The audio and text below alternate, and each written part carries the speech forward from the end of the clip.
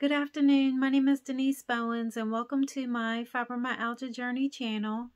This channel is for anyone who suffers with fibromyalgia, a chronic illness or condition. Last week I talked about forgiveness, but this evening I wanted to talk about grief in fibromyalgia or chronic fatigue syndrome. I found two very interesting articles and I'll put those in the link in the description below. I wrote some things down, so let's get started. Grief.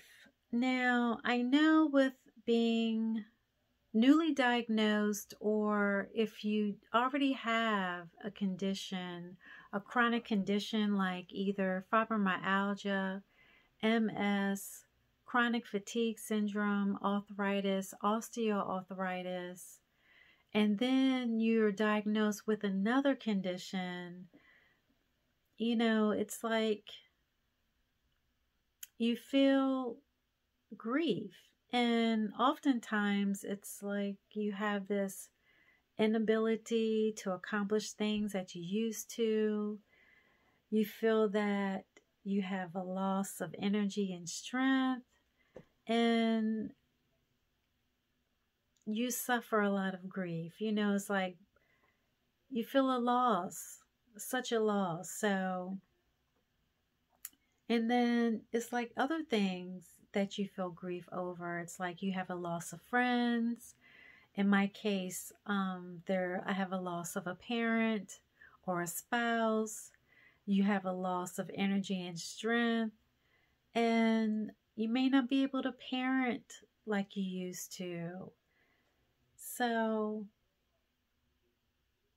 but the one article talked about how grief is not a one-time event, and then it's important to deal with grief and not to be afraid of it.